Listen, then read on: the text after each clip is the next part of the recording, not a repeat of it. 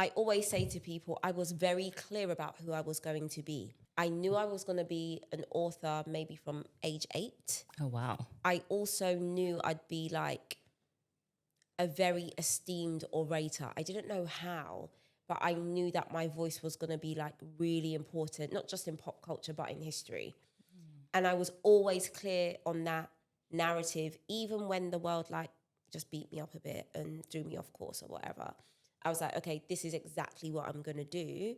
And so for me, that was arriving at that place is what success was for me. Although now, the older I get, every hike up this mountain, the definition of success changes. Yes.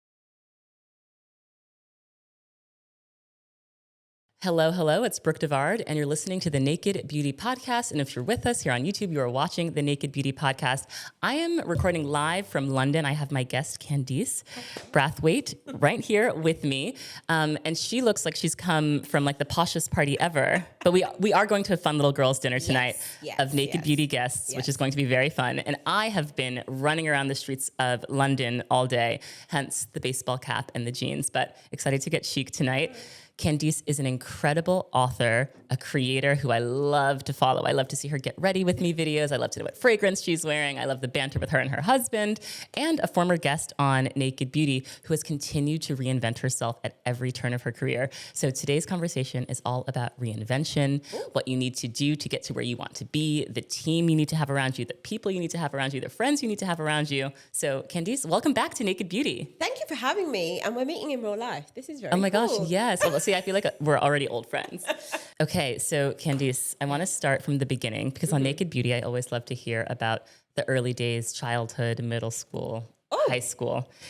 Did you feel beautiful growing up? And what did you learn about beauty from your family? I absolutely did not feel beautiful growing up. I was born and raised in South London, Brixton. And in my home, I felt beautiful, but the outside world was already very much telling me that you had to be white and or light-skinned in order to be deemed as beautiful. Also, my mum is a lot fairer than me. And whilst I never felt the sting of colorism in my house, I just always thought, well, I'm never going to be as beautiful as my mum because I've got a darker skin tone. And also, all of my friends were either white, and my best friend at the time was very, very fair-skinned. I think her family were from Grenada. And so I always felt like the ugly duckling.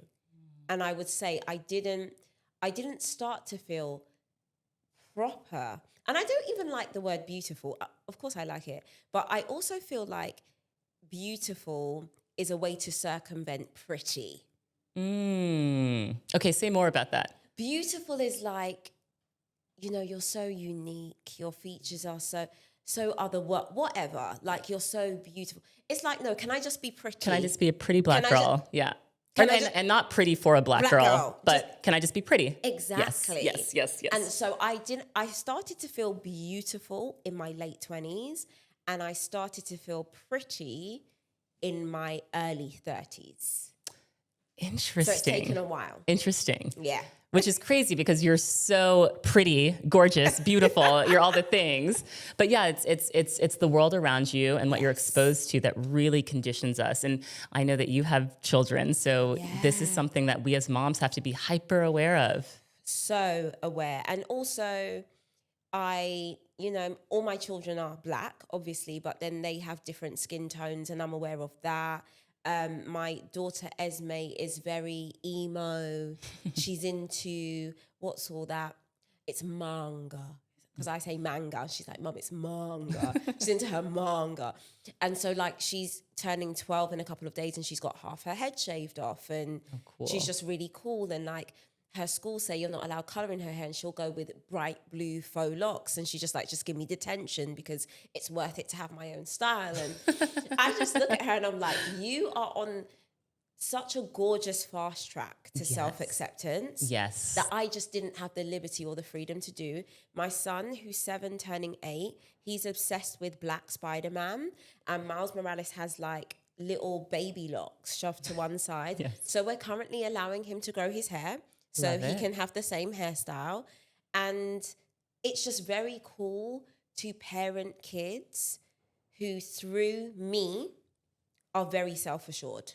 Yes, yes. And they're exploring and you're allowing them to explore. Yeah. And like Esme didn't ask permission to cut her hair, by the way. She just came just down did it. one evening with half her braids lobbed off in the most uneven manner. Her dad passed out on the sofa. I was just trying to stifle my laughter because I really rated it. I was like, this is so cool. But I had to act like, you should have spoken to us. I couldn't give a heck. Also, hair grows. And who was I to think that having a mum like me wouldn't impact her positively? Right. Where she was like, it's just hair. Of course. Like, I can grow it back, She's Yes. not, yeah. Because she sees her mom looking so good with little to no hair. Exactly. Yes. So raising them is really interesting. And also, it's just a reminder of how I think and speak about myself.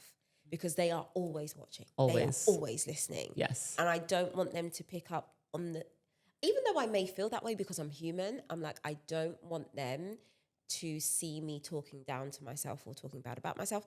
And we also, Naked Beauty, we also live in a naked house. Wait, you live in a naked house? Wait, I'm so fascinated. I'm so fascinated by people who live in naked houses. Okay, did you grow up in a naked house? Yeah, I grew up in a naked house. Okay, so talk me through it. What does that mean on a day-to-day level? On a day-to-day level, it just means if I'm getting out the shower, well, number one, I don't shower with the door closed. Number two, if I'm getting out the shower and my son's approaching, I don't rush to get a towel. Right. Like my husband is far less naked than I am, but I'm always naked. I'm like, the kids will come in as I'm like lathering my body lotions on in the closet. And I'm not like, oh, get out. You can't see me.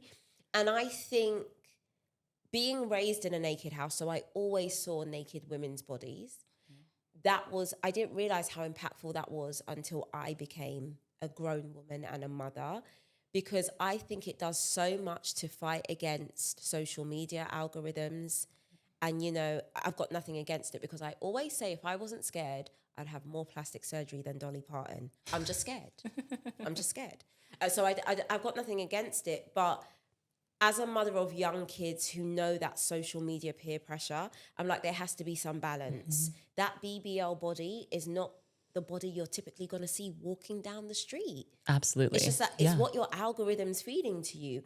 Like, these are what my boobs look like after breastfeeding you. This is what my tummy looks like after having a C-section for you. And, if I decide to get changes along the way, you would have seen me before. And like, this is what, quote unquote, a normal woman's body looks like. Yes. And there's no shame in being naked. Yes. None. Yes. And so my son, he's a bit like, oh, mum, boobies again. Oh, cut it out. Whereas the girl, so I've got a 17-year-old stepdaughter as well. They're so unbothered. They're just like, Now, are they naked as well? They're not. Okay, interesting. And that's like, they're very much door closed. Don't look at me. Like, when I take them for a bra fitting, I've got to stand outside the door and all of that stuff. But I know it will land because I remember being their age and being exactly the same. Mm-hmm. Seeing my nan, my mum, my aunties and being like, okay, cool for you, bro, but I'm not doing that. And then coming into myself as a woman and being like, I get it. I don't, Yes, I love that. Now, growing up in childhood, was there a moment that you felt either seen or not seen that impacted who you are today? Seen or not seen? There's no one moment, but I used to be a junior ballroom dancer. Oh, cool. Yeah. And I remember there just not being any of me's, actually. I was the only black girl in that dance class. And when it came time to have competitions, like, I'd have to get my hair hot combed the morning of, and then I couldn't have a shower because the shower steam would make my hair go back to its natural 4C way. Yes. And like, you're just sitting there stuffy and poised. And I just remember wanting the ease of my other little girl dancer friends. Mm-hmm. But it's just, they get there, they look like a scarecrow, then their hair's put back in a bun and all the glitter goes on and da-da-da-da-da. That's the first time I just thought, oh, I don't like how in my brain it feels hard to be a black girl. This feels really tedious. That seems really easy. or like the battle with a hairstyle or hair. So I think that was my first. Also, I'd grown up in a very predominantly Black community and a very Black school. This dance class was my first time of feeling like a minority. So that's when I was like, oh, it's only me here. Yeah. Now I think about it, that was when I was like, ugh.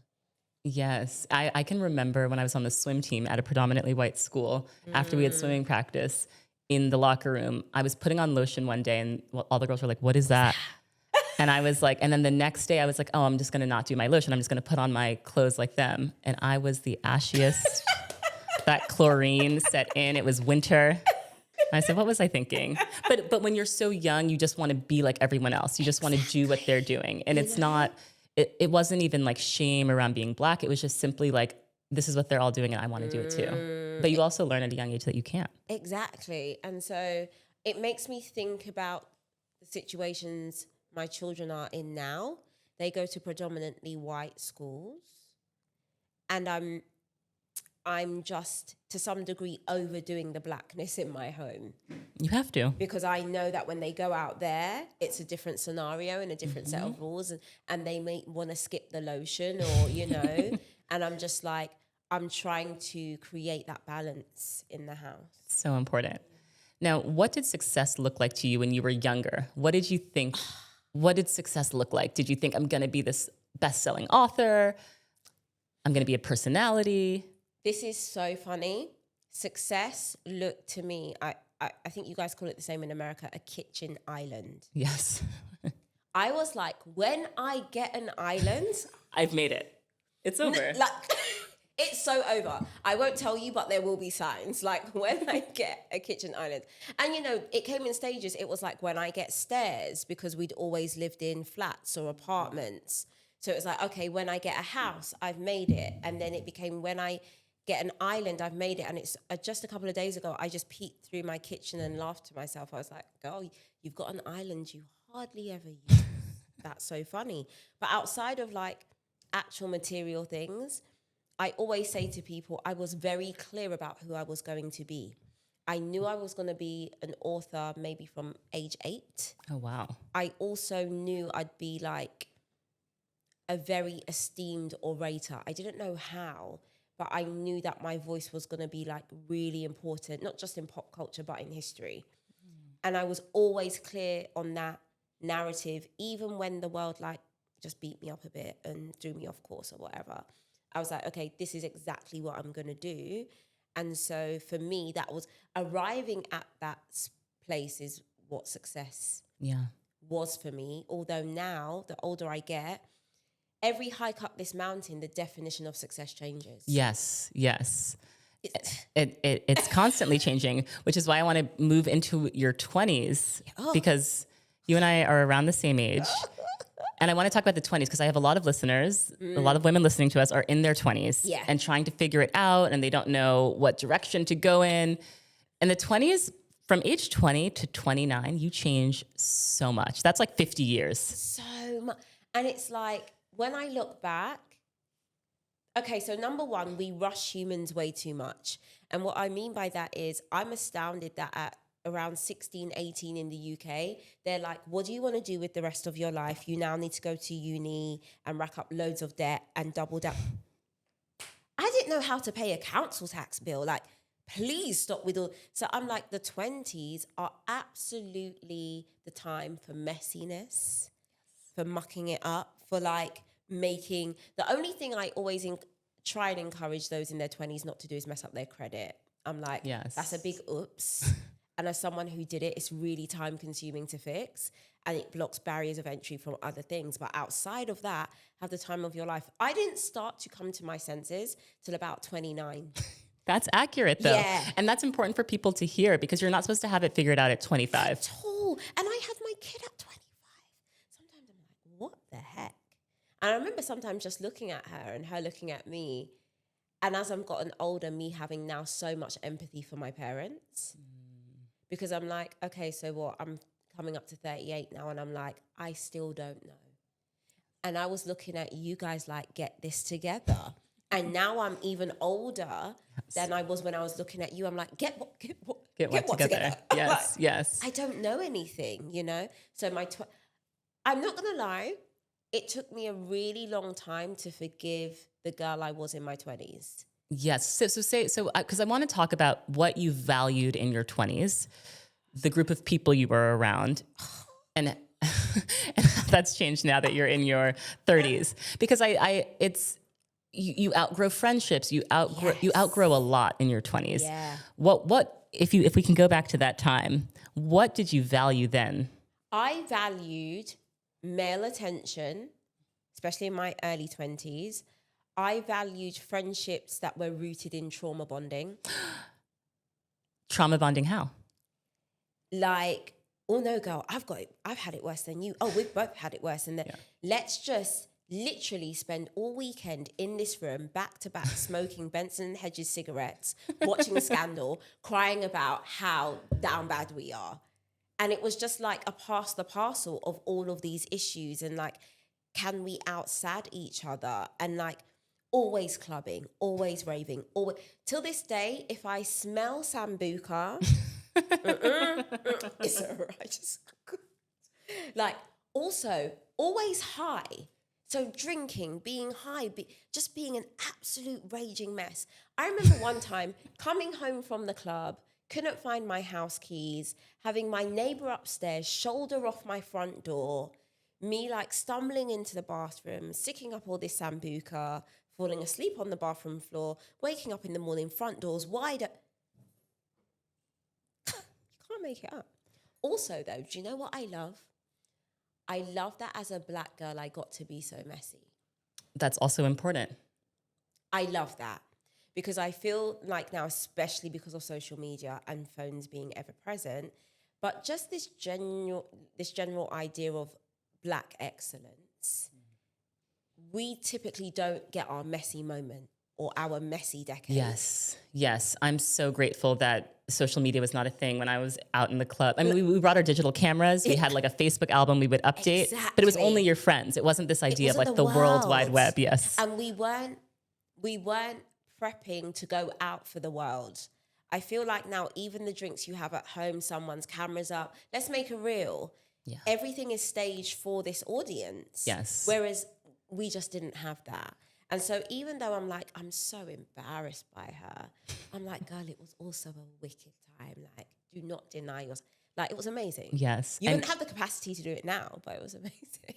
Any mistakes with men that you made looking back? Every day. I made the mistake of thinking men were going to save me. Like, my life is a mess, but if I get a man, it's all going to come together. Also, so hinged on older men. Interesting. Yeah. Like, is your husband older than you now? Just by a few years. Like, okay. He's 40. Yeah. But like, in my 20s, I was dating men in their 40s. Oh, wow. Yeah. Well, I got married in my 20s, and my husband is 10 years older than me. See, but then as you grow, that doesn't... it's not even a thing. Yeah. It's not even a thing now. Whereas now it always comes back to being a mum. Now I'm a mum.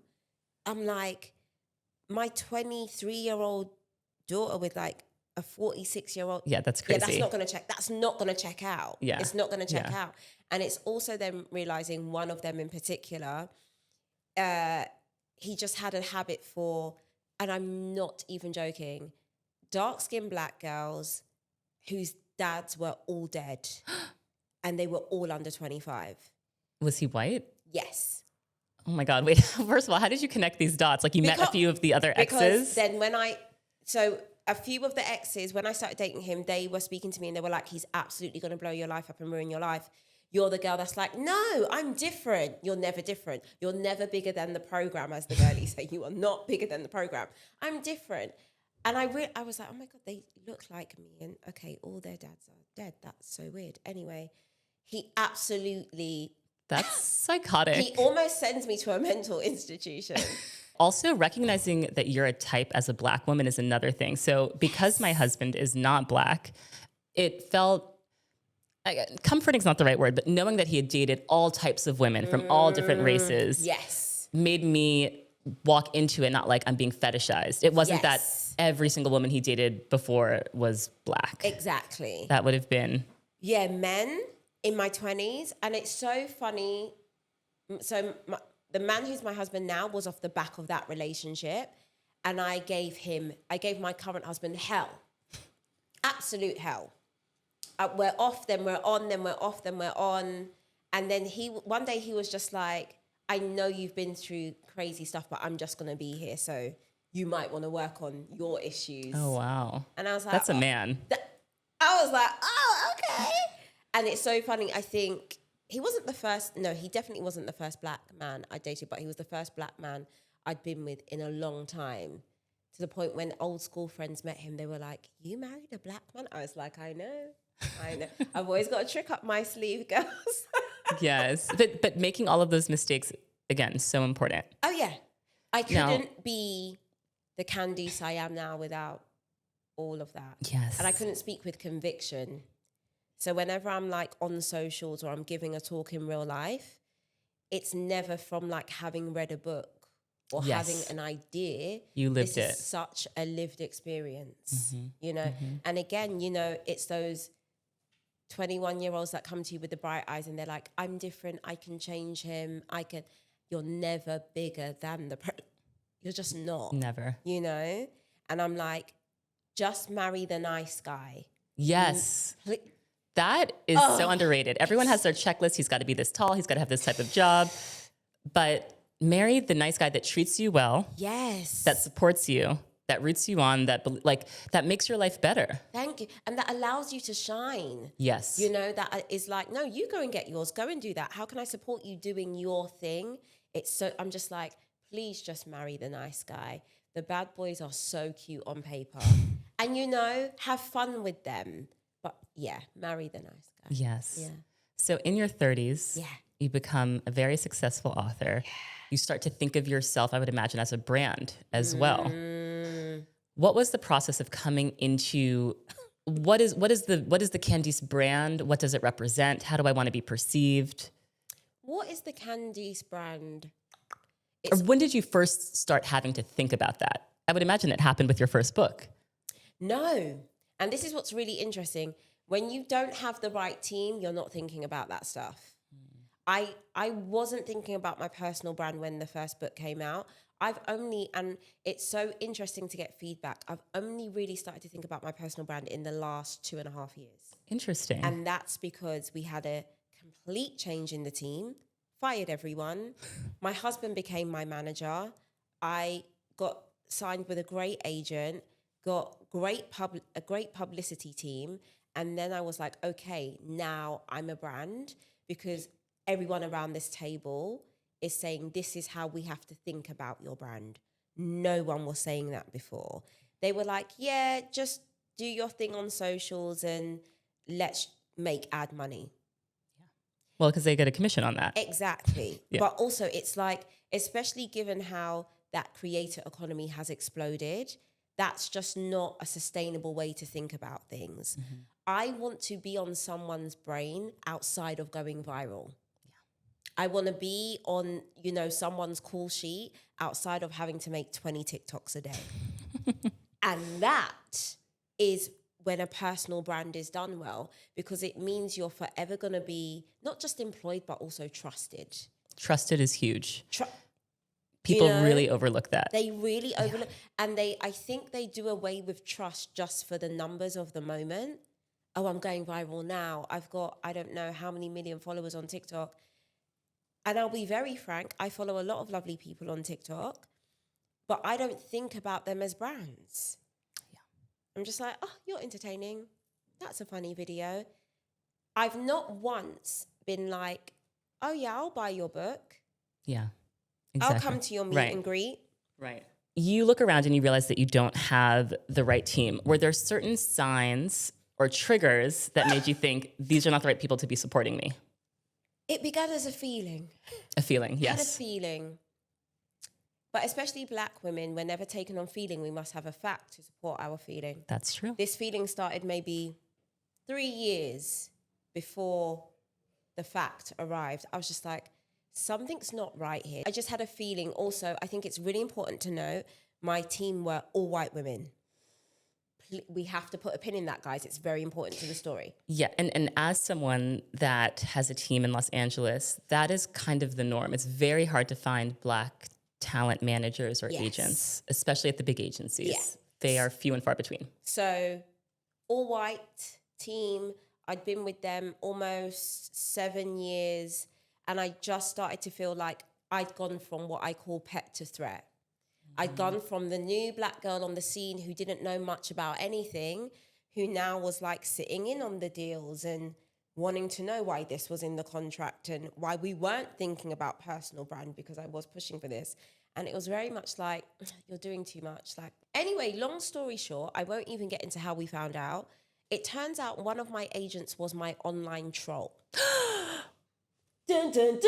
Oh my, the gasp that just came out of this room. Wait, no, we have to get into how you found out. And we have to get into like, what were they saying? What were they trolling? Okay, so. This is insane.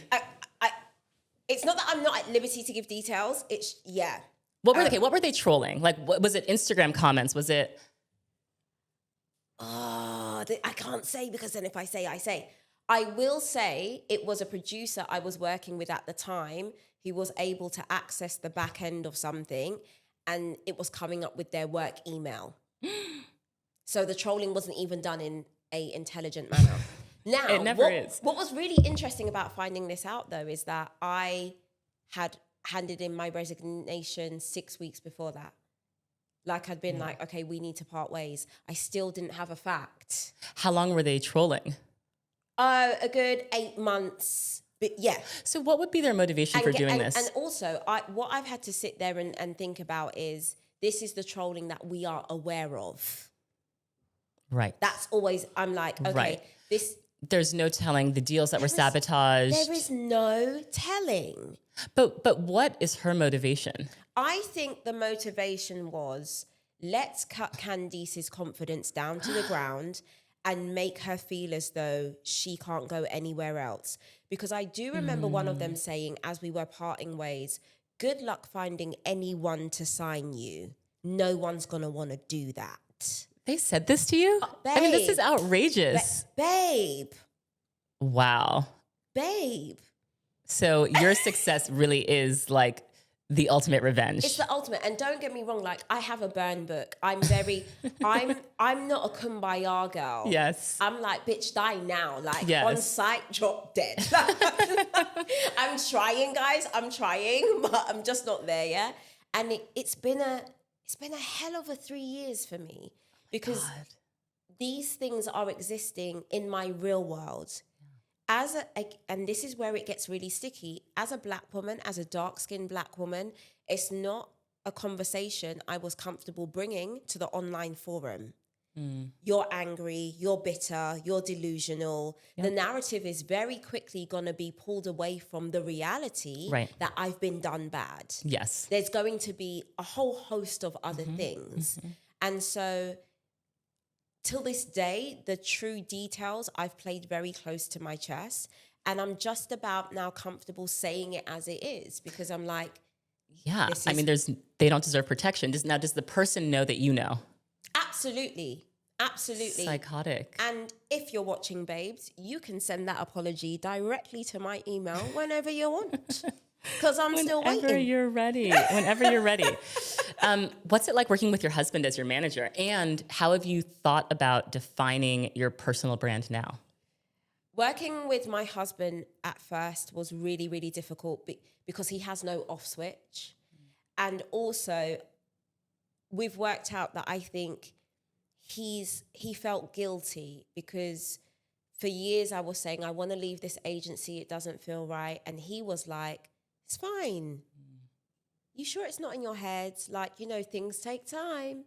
And so then when we had the fact to support the feeling, I think he was crushed, because he was like, she was always right. And I've let her stew in this shitty scenario for far too long. And so I think he went completely the opposite way in the first 18 months and went into overdrive. Like, no off switch, wake up at 2 a.m., I've got this idea. Like, had no boundaries around when we should be on and when we should be off. And we've really had to work very hard at that, because the lines completely got blurred in terms of work, relationship, mum and dad, all of those things. But he is a master at what he does. Like, I just sit there and I'm like, this is, yeah, great, sure. I'm the raw talent. I'm the real deal. But he leaves no stone unturned. Oh, wow. And he's like, okay, I hear your no, but just remember, that's a no for now. And I'm marking down the date you said no, so that when you spin the block, Yes. you know why there's a 20% increase on the price. Right. You said no. Like, he's so, and I do think that, so prior to me, he used to work in construction and he'd manage portfolios up to like 10 million. And for years, I was like, you should just be my manager. And he's like, no, you're great with those girls. Stay there. Just be my manager. And he was very like, I don't know how to manage someone. And one day I was like, just think of me as the portfolio. You were out grinding, selling, fishing, shoving this business in people's. I'm now the business you need to shove in someone's face. And I just think he's doing exactly what he's meant to do. And I'm very, very excited to see where his career goes. Does he take 20%?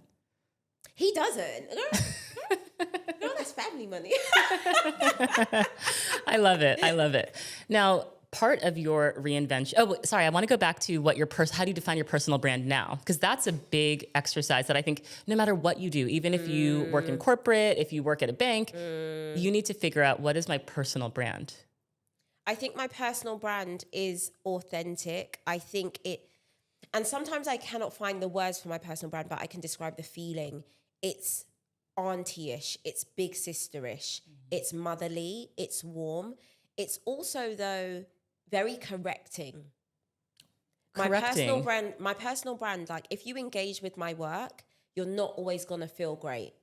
Because something in that book or that talk is going to make you go, well, yes, I am the problem. You know, there's going to be some pushes on self-discipline. I know how my personal brand feels. I think it looks glossy, and I've worked on that. And what I mean by that is it took a really long time for me to be confident in displaying how I wanted to be perceived. Especially in the UK, in the early days, there was such a dark shadow over the idea of black girl luxury. Now, not luxury defined by a red bottom, although it's clear I love them, but luxury as in, yeah, I'm going to get the facial.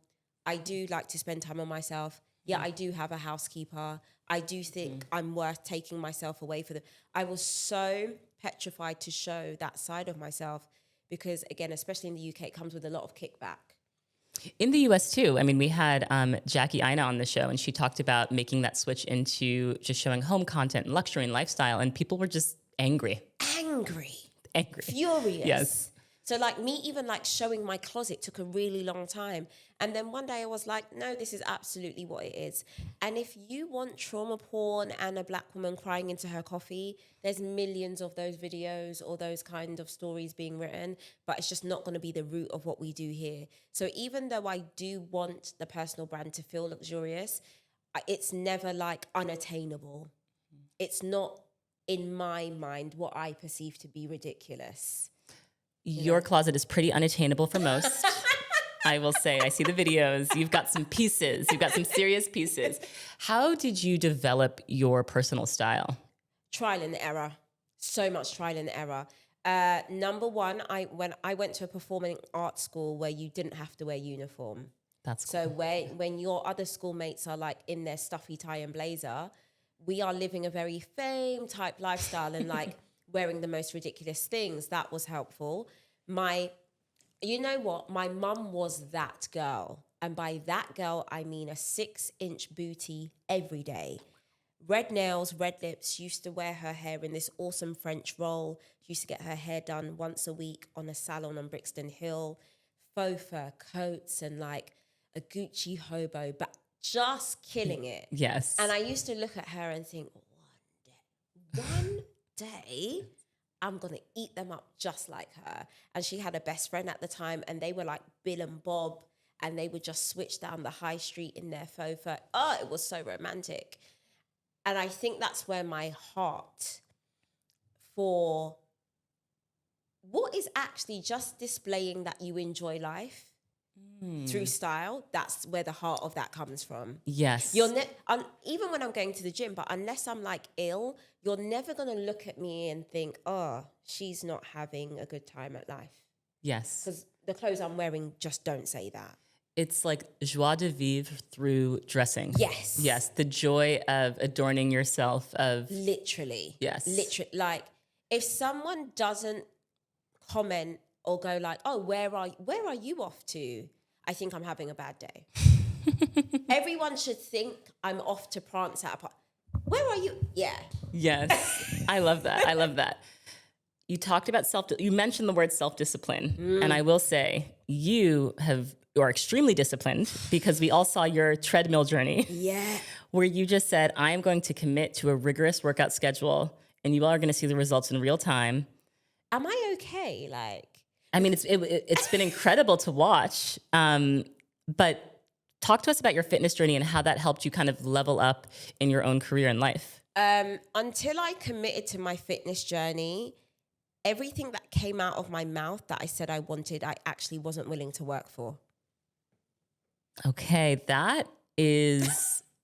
we need to spend more time on that because being disciplined, doing the thing that you say you're going to do, showing up even when you don't want to show up. Yes. Right? People always like, oh, I want to have a podcast. And I'm like, what we're doing is what, 10% of it, would you say?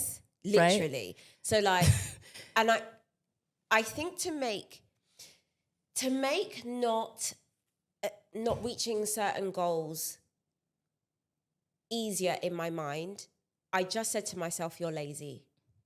You're lazy by nature. It's okay. Not everyone has a discipline gene. Fine. And that was the lie I told myself up until reigniting this fitness journey, because people don't know me, but before my kids, I'd run 2 marathons and an ultra marathon. And this was in like 2010, 2011. Oh, wow. But this is in my very early 20s. I'm part of a really cool running club. It's a lifetime away. Kids and life happens, and that goes to the back of my mind. I was like, no. Remember her. Let's switch that back on. And it has been the most ultimate slog, but also the most beautiful thing I could ever do. Because if you've run, 15 miles by 6 a.m., yeah, I can have this shitty meeting at 9. Yeah. I can stand up for myself at midday. I am now so a woman of my word, and everyone believes me because they've seen what I do for myself. It's like a proper signature of authenticity. And I said to my PT, this was maybe last year, I was like, by next summer, I want to take my top off in front of men and for them to go, rah, she's really about it. Like, she's cut, she's defined, let her go. Yes. It's such it's a badge of honor for me now, because I'm like, so we've done 2 marathons this year. We did London. I'm like 7 days post New York today. Oh, you did the New York Marathon? I did New York Marathon. Wow, congratulations. Congratulations. On the heaviest day of my period. The way I would have just immediately woken up and said, I'm not doing this. And it ran through It wasn't meant for me this time. It wasn't meant for me. Next time. I was literally like, and I was sitting there like, and for context, guys, I have fibroids. So when I say I have really heavy periods, like an ultra tampon will last 45 minutes at best. So I was really sitting on the bed like, you have every reason not to show up today. Also, you flew in yesterday. You're really jet lagged. Like, if you tell this story to anyone, they'll be like, we get it. And I said to myself, but I'm not telling myself that story. We're going to touch the start line and we're going to figure this out on the way. 5 hours, 40 minutes later, we figured it out. Like, you are amazing. You are amazing. Now, I'm also happy to hear you say that kids happened, life happened, and because I am 11 months postpartum and the fitness journey is non-existent. And that's exactly where you need to be. Okay. And I also, I tell new mothers all the time, and it doesn't matter how many kids we've had, I'm like, number one, you're to make no grand decisions before the kid is 2. When I look back on having my children, I didn't even start to see a glimpse of myself until they were 2. Reason being, around 2, there's typically slight communication coming in. So we know when they're tired and when they're hungry. If you have that kind of kid, there's a firm sleep routine. So now I'm getting decent sleep. I was like, I tell all my friends, I'm like, you do not want to cut your hair unless they're abusive. You do not want to leave your man. There is nothing wrong with your house right now. You do not want to move. No, you don't want a PhD. Whatever dumb thought you're having in this moment is actually not real. We are just exhausted. Yeah. We are wired, and there is really still not great enough respect given to how much our bodies have changed. Yes. Our hormones have changed. Like, sent us crazy. So I'm like, before 2, I'm not even trying to entertain work. Right. I'm going to push this buggy and walk around the park, maybe. And even then beyond 2, it's like maybe you're trying to settle them into daycare or nursery. Like, there's always another thing. Always. It's a whole second job. It's a second job. And so I'm just like, when women are like, oh, you know, I see you on your fitness thing and I want to get back. I'm like, yeah, and when you know it's time, you'll know it's time. When you're ready to commit. I could not commit to myself in that way when my son was 5 or when he was 2. I just didn't have the brain space. Yes. No way, Jose. What helped you to get motivated? Was it having a treadmill in your space? Was it buying cute workout clothes? It was definitely having a treadmill in my space. Okay, because most people buy it and then it becomes a clothing rack. Yeah, I wanted to do the workout, but I didn't want anyone to see me. Interesting. Do you know what I really hate? I hate turning up to marathons and other people are there. That always blows me away. You're like, I thought this was why a are you marathon for why are you one. nudging me? Like, it's very much alone time for me. Okay. I've had multiple invitations to running clubs. Thank you so much. Never gonna come. Because it's not just alone time, it's also, I don't want to be in any lane of comparison because I know how I am. So when I turn up to this run club and I inevitably get smoked, because there's always going to be someone faster or fitter. Yes. I don't want them to be impacted by that personal judgment of what's the point? I'm not them. What's the point? And so for me, the motivation really started in having my own little cave, closing that door, like being breathless in private, sweating in private, understanding that, you know, I can only jog for 30 seconds and then walk for a minute in private. I don't think I'd be where I am if I was like, I'm in the gym, I'm around all these people, I'm going to join the run club. No. Now I have great confidence in the gym, but that's only come from working with a personal trainer and choosing not to be a cardio bunny. Like, if I'm in the gym, You're in lifting. here to lift heavy. Yes. Like, I can do cardio somewhere else. Yes. I'm in here to walk to that squat rack and drag the bench and be with the grunting men. That's why I'm in the gym. And being with my PT, he also had his own private gym, so that helped. So I could sort my form in that time and work out how to use equipment in that time. I think if I just thrown myself into the public workout sphere, no way. Yeah. No, that's great to hear because you do have to figure out how to make it work for yourself. Yeah. Yes. And like after Esme, and I think I was smaller than I am now after Esme, but I definitely had no muscle mass. I would run at 4 a.m. every day. But it would be 4 a.m. because Bode had to leave for work at 6 and I didn't want anyone to see me. Wow. So it's 4 a.m., huge tracksuit, massive headphones, sweating it out at 4 a.m. Like I was, and of course, don't forget guys, so I had Esme when I was like 24, 25. I'm still very much afraid of being perceived, not wanting to take up space. I don't want you to see me struggling. Whereas now I'm like, yeah, I'm struggling. So what? You know. We have to talk about the skin. Your skin is so gorgeous, like luminous, just even all over, all the things that we want. What are the skincare products that you absolutely love for face and body? Skincare products that I absolutely love. And like, let's start in the shower. Yeah, I was just about to say, I'm a huge ambassador of Lush. Oh, Lush, okay. body wash. And I think my favorite one is Sticky Dates right now. They also have one called Rose Jam, Obsessed. Now, girls, we need to talk. Because I saw on the TikTok, you lot are trying to give my almond L'Occitane body oil stuff a bad name. Oh, really? They don't like it? I love that shower oil. I said, you're of the wrong generation. I buy that stuff by the truckload. I love to use it to shave my legs. I love that. Oh, it's so nice. What don't they like about it? They were like, "Ew, the smell is disgusting. The texture is like this No. whole thing." They're wrong. I was like, "No, guys, you're just too young. You don't understand." And that almond shower oil, it's a little slice of luxury for me, because when we didn't have much, it was the thing I would treat myself to, and so I still use it with the vibes of like, it just makes my day better.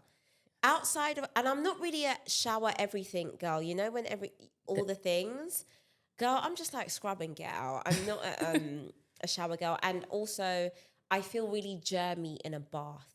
So if I bath, I have to shower after, but that's a different conversation. Outside of the bath, Estee Lauder's Advanced Night Repair. Ooh, the serum. Oh, yes. A classic for a reason. Do you know what a makeup artist who works for Estee Lauder taught me that I was like, this is mind-blowing to me? She's like, you can use it in the morning too. Yeah, I use it in the morning. Yeah. And I was like, oh, why have I just been saving it at night? I can use this day. I love it. It's amazing. Kiehl's do something called clearly corrective serum, which is really good for hyperpigmentation. Ooh, okay. And I found this out after my husband got chickenpox as an adult, which was horrific. Isn't that like almost like you can die from it? Yeah. And it was a really hard time because RJ got chickenpox at the same time. It turned into like a secondary bacterial infection. He was in hospital, so I had to stay with him. Then Bode's at home dying of the chickenpox. The child that brought chickenpox into the house is like free after 2 days. Like, wow, I'm cured. Anyway, Bode's skin got scarred really, really badly. Sure. And it really impacted his self-confidence. And he went into Harrods Beauty one day, and the woman at the Kiehl's table was like, oh, you need the clearly corrective range. He was like, I'll try it in 3 months. Wow. And so as someone that I get hyperpigmentation just at the thought of a spot, that clearly corrective serum is my ride or die. She's new to the pack, but I do love her.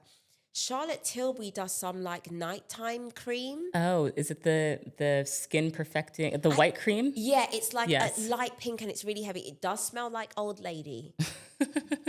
When I smelled it, I was like, this is what an old lady who likes prunes smells like or like sucks on the Werther's original. It does smell like an older lady, a lovely lady, but that, it's almost like a face mask at night. Oh, I love that. And I only use her maybe 2 to 3 times a week because she's very heavy, but I love. Also, I'm a big fan of red light mask. I just got my first one. I use it 3 times a week. Okay. 10 minutes. Which watching brand? YouTube. MZ Skin. Okay. It's pink. And that's really me. Always sunscreen. Always. Always, always, always. If the sun is up, it can see you. Yeah. That's just the rule. Yeah. If the sun is awake, it's penetrating your skin. And I sway between Anthelios by La Roche-Posay. And I've just got some new one in from some K-beauty brand. I know, the Korean brands are killing I it. think they're called Haruru Wonder. Stunning. Really? Stunning. Can I get it here in London? Yeah, definitely. Okay. Definitely. I've started to mess with eye creams because I thought I didn't need them. I need them. So I'm doing I think I'm using some Dermalogica eye cream. But shout out an eye patch brand called Dew. Yes, do. We just had this week on the podcast the founder, Charlotte Pellermino. Charlotte, call me. The fact that these things are reusable, Yes. Genius. I mean, they're all about sustainability. Genius, because then you can use whatever eye cream you want, Yes. and they don't move. Yes, exactly. They don't- You can keep them on all day. And I put them on when I'm doing my eye makeup so that any fallout, it's just, and it's like, it can make a really nice like winged liner. That is genius. Yeah. Okay, I'm gonna try that. Yeah. They really ate with that product. But as you can tell, I'm a bit of a beauty junkie. So Yes. I'll stop Tell now. me the makeup brands. Oh, okay. What foundation am I loving right now? I cannot pronounce anything. Lancome. Tint Idol. Thank you. Yes, I know it. A classic, another classic. I just love how perfect she is. And then I think is it Dior Backstage? Yes. I do love that for photos. And I've just fallen in love with Charlotte Tilbury. I just thought Charlotte Tilbury wasn't for me. And then I had a Charlotte Tilbury artist who's black do my makeup. Yes. I was like, I'm gagged Yes, down. yes. The glow was like from my soul. Yes. And I was like, I thought this kind of beat wasn't even achievable on me. Right. That kind of glowy. Yes. Just look, like the golden snitch from Harry Potter. Yes. That's the glow it was giving. I'm just like, so I'm Charlotte Tilbury obsessed. I'm still on my lips. MAC lip liner in Night Moth. So that's your classic. That is my classic. The red I'm rocking right now is by Prada. Not only is it a great red, the packaging is stunning. I love the Prada beauty packaging. I'm like, you guys had me at the packaging. The mascara, the hand cream, the lip products. The packaging, obsessed. And then I'm still a MAC lip gloss girl. What I found of late, not that you asked this question, but in my opinion, a matte red lip aged me. A little gloss adds some... A little gloss. Yes. And I used to love to be completely matte in the face, like corpse matte. Like, not a speck No, of shine. you need some You need a dewiness. glow. Yeah. I'm like, babe, you were really aging yourself with those beauty habits. Don't do that. Eyebrows, Benefit. Your eyebrows are perfect, by the way. Love a Benefit. And then I'm using, I think it's a Maybelline, I don't know what those brow things are called. Laminate thing. Yes. Love that. That's all I can think of. I stopped wearing lashes. Okay. I wore lashes every day for 5 years. Wow. Then I got a really gnarly eye infection on a flight to New York. And I was like, yeah, we're done with that. You also don't need them. Your lashes are gorgeous. Yeah, this is Charlotte Tilbury. I'm just like, we're just going to do mascara. Also, do you know what? And of course, I don't have wig blindness because I don't wear them. But there's also eyelash blindness. Oh, absolutely. We see it every day. You look back on those pictures, I'm like, you look like you're about to take off. Where are you? I know. You look like a Boeing 747. It's crazy. It's crazy. It's crazy. It's crazy. Yeah. So, Boeing 747. As I've gotten older, there's been a beauty in pulling it back a bit. Yeah. I'm like, okay, you don't need such a heavy lash. You don't need 2 layers of a very matte foundation. Right. Literally let some of your natural beauty shine through. Mm-hmm. On the days that I'm wearing no makeup, the one product I'm taking to the grave is by Merit, and it's their Great Skin. Their Great Skin Moisturizer, yes. This is, again, they really did their thing with that product. That stuff is insane. Every time I wear it, people are like, what's on your skin? What the hell's going on? I'm like, it's the serum. It's the serum. And again, their packaging, how sleek everything looks. That serum, ride or die. Yes. Okay. I want to wrap up by asking about present day and your legacy, still on the same kind of theme of reinvention. So you've evolved so much to where you are today. Who are you now in this season of your life? I am now a woman who's comfortable being a woman. And what I mean by that is for too long, I've thought of myself as a girl, needing to seek permission. Or I was always just waiting for someone to walk in the room and be like, you don't run things. I run you. You know, I always felt like I wasn't yet an adult. And now I'm finally like, no, I'm the adult. I make the decisions. I'm also getting really comfortable firing people. That's I will not be in hell for 7 years ever again. Like the second I have the feeling we're not waiting for the facts, this working relationship is not working. And not just work, this friendship, whatever, it's got to go. So yeah, I'm now a very confident woman. I love that.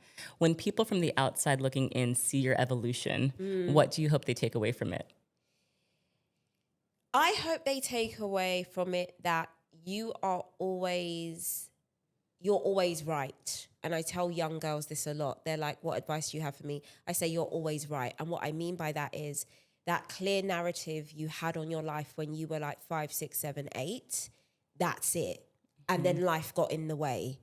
People put their bullshit and what they didn't achieve in front of you as hurdles. You are always right. And I hope people looking at me are like, yeah. Yes, that intuition is what you have to trust. Yes. If reinvention is a lifelong practice, what do you imagine the next iteration of Candice is? Okay, there's so many. Just hold on to your hats, guys. If I don't own a chain of funeral homes, if I could redo life, I would have studied to be a forensic scientist for Interesting. sure. But then I also would have got whatever I need to actually embalm bodies. So I Interesting. definitely want to work in the death space. Interesting. What motivates that? My dad dying, I was, and yeah, you're kind of horrified because the first time I've seen a dead body that close, but he did not look like himself at all. Also, there was just no care. It's one thing to not look like yourself. When I was looking at the details of what had been done, they were atrocious. And in the back of my head, I was like, I would never allow a family to see their loved one like that. I found the whole process really disjointed, really disconnected, and very much because those in the death industry see it every day, they'd forgotten that everyone that walks in this space is new. Whether they've lost multiple people, this is the first time they've lost this person. Yes. It was, like the guy working at the Chapel of Rest had on a dirty tracksuit, and it was clear my dad's body literally just got pulled out the freezer before. And that makes sense. That I was like, seeing that experience with your father I will fix that. Yes. I don't like that. And I also think there's room for, especially in the UK, for more Black people to get into the deaf space and help us say goodbye to our loved ones with certain practices. Aside from that, I think I'd love to run an art gallery. Fab. I've become quite the art collector. Yes, I've seen the beautiful pieces at your home. Yeah. So I'm like, I see that in my future. Also, I did this amazing meditation a couple of years ago with a writer called Rachel Cargill. And in this meditation, she made us travel on this light beam and see ourselves in the future. And I saw myself at 40 opening the door to this glorious brownstone. No surprise there. But at the time of that meditation, I didn't recognize that woman. This woman who is me opened the door, and she looks like she's a Pilates instructor. She doesn't drink coffee. We are not there yet. But I remember when I came in that gorgeous house and I was like, oh, can I have a coffee? She laughed and she said, we don't do that, but you'll figure that out. And she opens this cupboard to all these herbal teas, and there's incense burning. And so I'm not quite sure what she does, but she feels very holistic. Wow. And very grounded. I'm not there yet, but I'm like, okay, whatever she's doing, we need to do that. Yes. That's amazing. And you just, the older you get, you just realize that health really is the ultimate wealth. It's a flex. It's everything. It's everything. It's such a flex. And I say to my husband all the time, because again, rebranding, all of these things, it's been a really stressful 3 years. And I'm like, listen, everyone has 100 problems till their health is bad. Then you have one. Yes. You have one issue because the tool you need to get through the day or the world is not working sufficiently. So sometimes when we're just batting our trauma back and forth, I'm like, oh, please shut up. Let's go to the gym and enjoy the health that we currently have, because also it's all just currently. Yep. Everything can change in an instant. Luck. It's just currently, you know?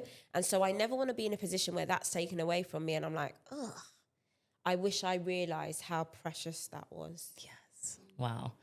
It's been incredible talking to you today. I have to end by asking you, when do you feel most beautiful? I feel most beautiful dolled up. I know people say naked, all of that shit. I'm like the whole shabam. When Marshaina's done my face, and I don't know, a good Christopher John Rogers gown, when the heels hurt. Yeah. Heavy on the heels hurting, because these are the things we do. Exactly. Well, I'm excited to get all glammed up for our dinner tonight, to be with other amazing Black women here in London doing the thing. Do you know the other women going? I don't. Will you tell me? Yeah. Who's coming. Yes. Okay. It's going to be very fun. All right. Thank you so much, Candice. This was lovely. Thank you for having me, guys. Bye. Bye. Thanks for watching.